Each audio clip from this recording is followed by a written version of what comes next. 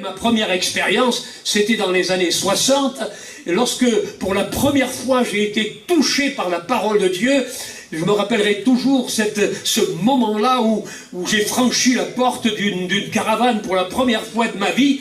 C'était une expérience assez étrange pour moi. Je ne connaissais pas les gens du voyage. Je n'étais jamais rentré dans une caravane, ni même sur un terrain où il y avait des caravanes. Et puis, la musique m'avait attiré. Un ami qui avait un disque, les premiers disques de la mission Vie et Lumière, avec le frère Gagard, le frère Piton à l'époque, et puis le frère Viviane, et puis défunt Pascal qui chantait aussi en manouche sur ce vieux disque-là. Alors j'avais été attiré par cette musique et en cherchant, on m'avait indiqué que c'était des gitans qui, au fond, distribuaient ces disques-là. Et je me suis rendu vers cette caravane avec une certaine crainte.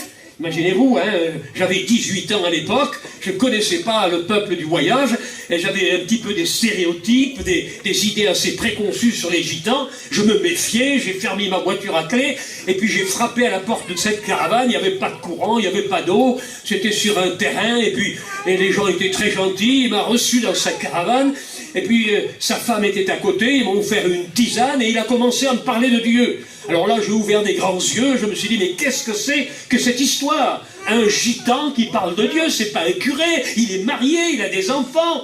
Parce que moi, pour moi, le seul qui pouvait parler de Dieu, c'était un bon petit curé de campagne. Alors il m'a parlé de son expérience qu'il avait fait avec Dieu, puis il a pris une Bible, il m'a dit, tu sais, je sais pas bien lire, est-ce que tu pourrais me lire un verset?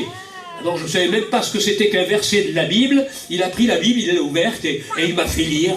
Je lisais la Bible, mais je regardais derrière moi, si c'était pas un coup fourré, je m'attendais à recevoir un coup sur la tête. Je me suis dit, à tous les coups, il y a une arnaque derrière.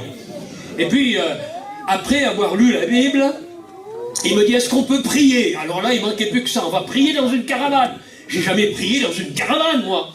Et puis à ce moment-là, sa femme est venue, elle a mis un foulard sur la tête, j'ai trouvé ça étrange, et puis il a fermé les yeux, puis il a parlé avec Dieu. Il a parlé avec Dieu comme on parle avec quelqu'un. Je ne connaissais pas ce genre de prière, c'était assez étrange pour moi.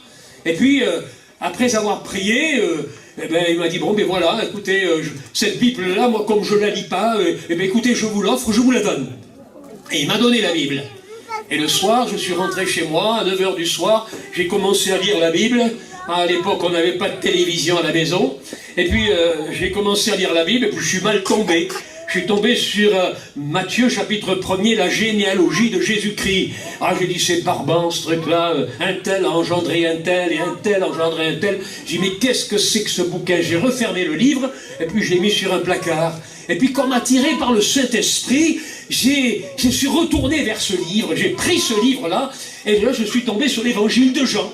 Et j'ai commencé à lire l'évangile de Jean, chapitre 1er, chapitre 2, 3, 4, 5. Il était 9 h, 10 h, 11 h, minuit, 1 h du matin, 4 h du matin. J'étais encore en train de lire la Bible et je suis tombé à genoux. Je suis tombé à genoux au pied de mon lit et j'ai commencé à parler à Dieu. Je ne sais plus ce que j'ai pu lui dire, mais j'ai commencé à parler à Dieu. J'ai senti une présence, un feu qui m'envahissait. Il s'était passé quelque chose. J'étais dans le parvis.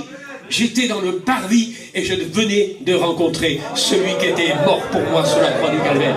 Quelle belle expérience! Le lendemain, je prenais ma voiture, je retournais tout heureux vers les caravanes. J'avais une autre vision. J'avais une autre vision. J'avais plus de crainte dans mon cœur. Je voulais en savoir davantage. Et puis comme il n'y avait pas d'église Vie et Lumière à l'époque à Bordeaux, hein, les réunions se faisaient sous des petits bouts de tente, d'autres se réunissaient dans une salle de café à Cadojac. Alors j'étais attiré, je suis allé vers les sédentaires des assemblées de Dieu, puis j'ai grandi là, et puis mon cœur a été touché, et j'ai été baptisé du Saint-Esprit, baptisé d'eau, et le Seigneur a fait une œuvre extraordinaire. J'ai vécu l'expérience du parvis. C'était la joie. C'était extraordinaire.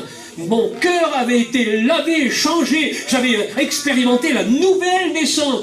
Dans le parvis, au travers du sang précieux de Jésus, on vit la nouvelle naissance. C'est formidable, la nouvelle naissance. C'est pour ça que je pense que nous, prédicateurs, de plus en plus, nous devons prêcher la repentance, la conversion, hein, et la nouvelle naissance. Ça doit être le centre et le but de nos messages pour que les gens puissent être sauvés. Sans ce message-là, ils ne pourront jamais connaître le Seigneur.